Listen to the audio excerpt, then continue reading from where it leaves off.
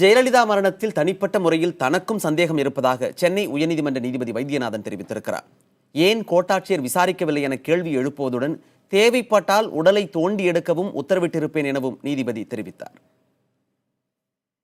அதிமுகவைச் சேர்ந்த ஜோசப் என்பவர் தாக்கல் செய்த மனு உயர்நீதிமன்ற நீதிபதிகள் வைத்தியநாதன், பார்த்திபன் அடங்கிய அமர்வு முன்பு விசாரணைக்கு வந்தது. மனுவில் ஜெயலலிதாவின் மரணத்தில் மர்மம் இருப்பதாகவும் அதனை தெளிவுபடுத்த ஓய்வு பெற்ற உச்சநீதிமன்ற நீதிபதிகள் 3 பேர் அடங்கிய குழு அமைத்து விசாரணை நடத்த வேண்டும் எனவும் கோரப்பட்டிருந்தது. மறைந்த முதலமைச்சர் ஜெயலலிதாவிற்கு முழுமையான உயர் சிகிச்சை அளிக்கப்பட்டதாகவும் அவரது மரணத்தில் மர்மம் இல்லை எனவும் அரசு தலைமை வழக்கறிஞர் முத்துக்குமாரசுவாமி வாதிட்டார். ஏற்கனவே இது தொடர்பாக தொடரப்பட்ட 2 வழக்குகளை தள்ளுபடி செய்ததைப் போல் இந்த வழக்கையும் தள்ளுபடி செய்ய வேண்டும் என்றும் அரசு வழக்கறிஞர் கோரினார். அப்பொழுது குறுக்கிட்ட மனுதாரர் தரப்பு வழக்கறிஞர், நேதாஜி சுபாஷ் சந்திரபோஸ் மரணம் தொடர்பாக சர்ச்சை கிளம்பிய போது குழு அமைக்கப்பட்டது என்று தெரிவித்தார். இந்த வழக்கு குறித்து நோட்டீஸ் எடுத்துக்கொள்வதாக மத்திய அரசு தரப்பில் ஆஜரான வழக்கறிஞர் மதன கோபால் ராவ் தெரிவித்தார்.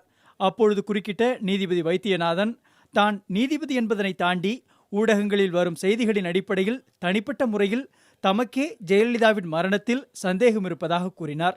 ஜெயலலிதா மருத்துவமனையில் அனுமதிக்கப்பட்டது முதல் மத்திய அரசு முழுமையான தகவல்களை வெளியிடவில்லை என்றும் நீதிபதி கருத்து தெரிவித்தார்.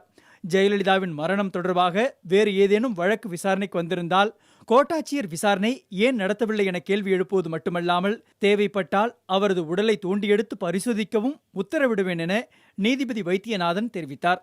ஜெயலலிதாவின் மரணம் தொடர்பாக மக்களுக்கு எழும் சந்தேகங்களுக்கு பதிலளிக்க வேண்டிய கடமை அரசுக்கு இருப்பதாகவும் நீதிபதி குறிப்பிட்டார்.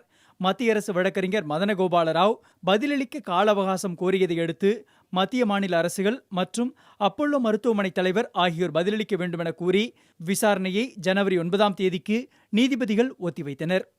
புதிய தலைமுறைக்காக செய்தியாளர் முகேஷ்.